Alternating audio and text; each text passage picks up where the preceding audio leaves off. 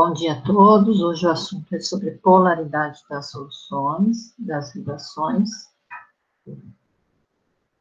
E para compreender o conceito de polaridade, o próprio nome já diz, polaridade, que é a ligação dos polos das ligações, né? Então, polaridade, polos. Então, devemos entender o conceito de eletronegatividade, que seria essa escala de eletronegatividade, a capacidade de os átomos atraírem elétrons, e a sua capacidade de atração. Então, a gente diz que é a capacidade de polaridade, ter afinidades, né? Ser polar ou apolar. Então, fora esse conceito de eletronegatividade, que eu já vou mostrar aqui embaixo para vocês essa escala, existe também outras maneiras de definir a polaridade das ligações de uma substância.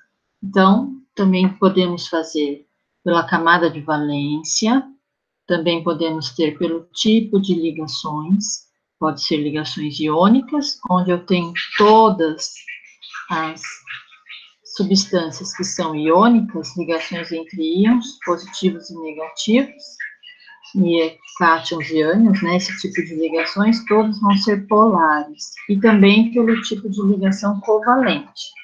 O tipo de ligação covalente é quando eu tenho compartilhamento de elétrons, onde todos os elementos das substâncias compartilham elétrons, deixando todos os elementos estáveis, com 8 elétrons na última camada.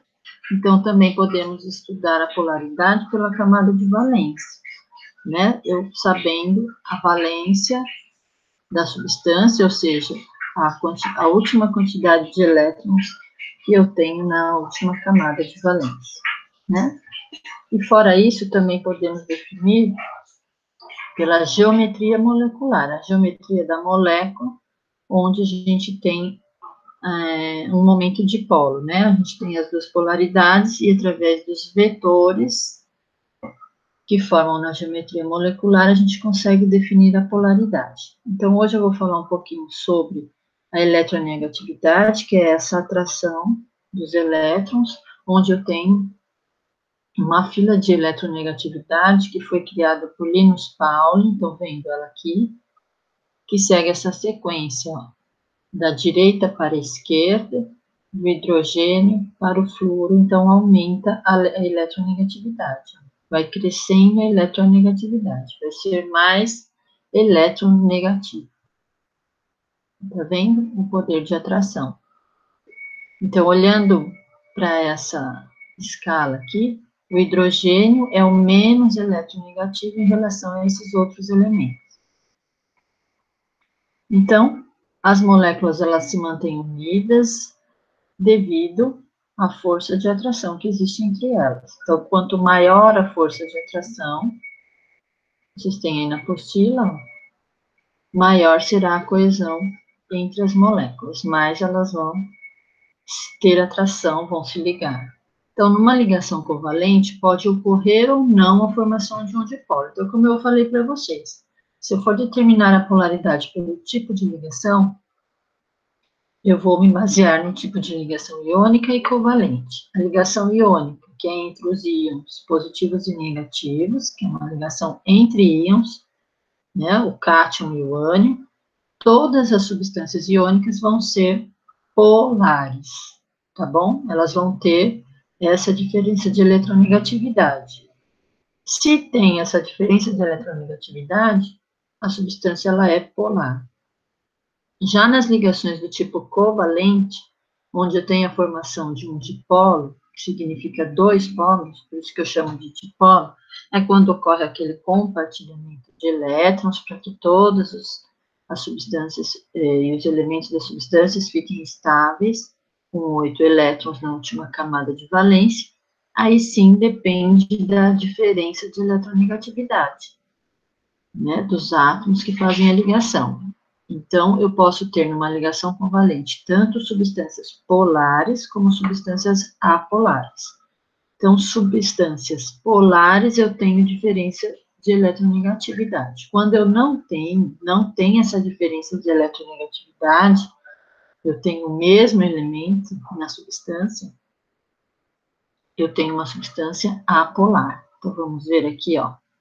A ligação, quando é apolar, é aquela onde não há diferença de eletronegatividade entre os átomos. Exemplo, o gás hidrogênio. Eu só tenho moléculas de hidrogênio, então não tem diferença de eletronegatividade. Eu só tenho o elemento hidrogênio duas vezes. Né? O gás hidrogênio ele é formado por duas moléculas de hidrogênio. Então, eu não vou ter dipolos diferentes, tá bom? Então, ela é considerada apolar, sem eletronegatividade, sem essa diferença de eletronegatividade.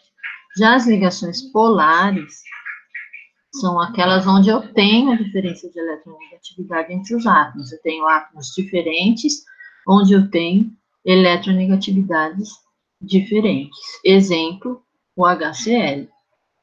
O ácido clorídrico, olha, eu tenho moléculas de hidrogênio, moléculas de cloro, onde eu tenho dipolos diferentes, formação de dipolos, e que são de eletronegatividades diferentes.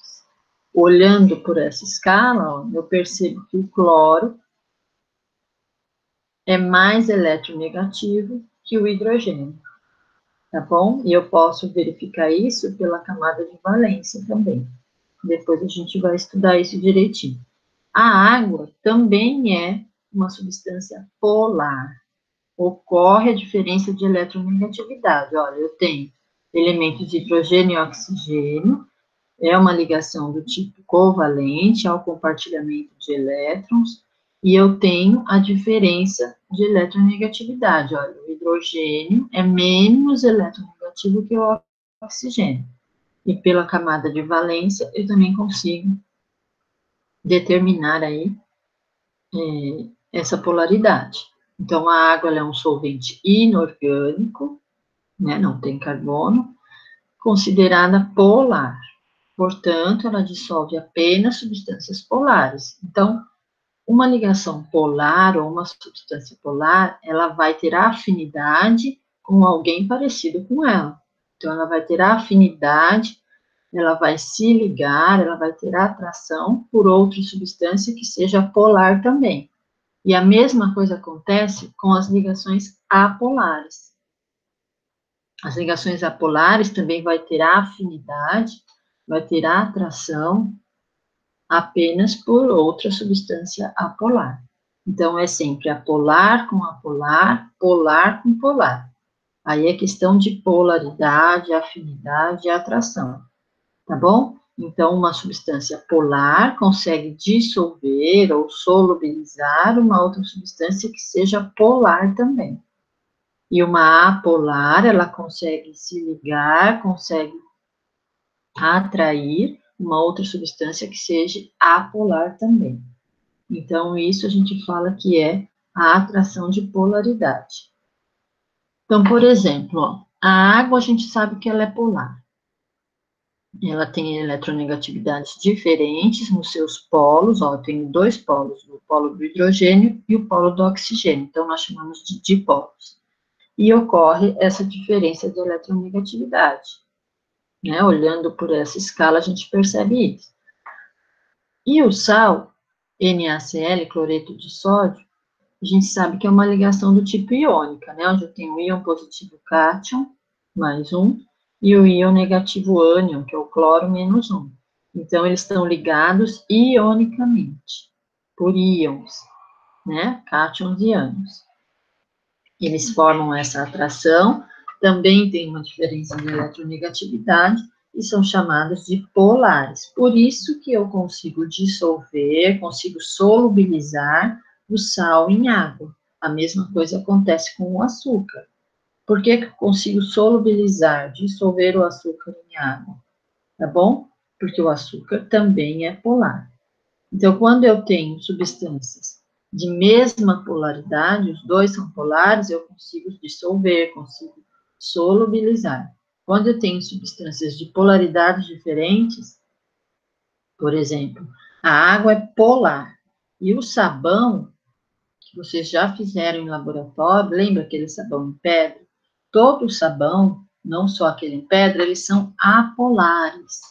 Eles não têm os dipolos com diferença de eletronegatividade. Os seus dipolos são iguais. O sabão é uma substância orgânica, mas ela é apolar.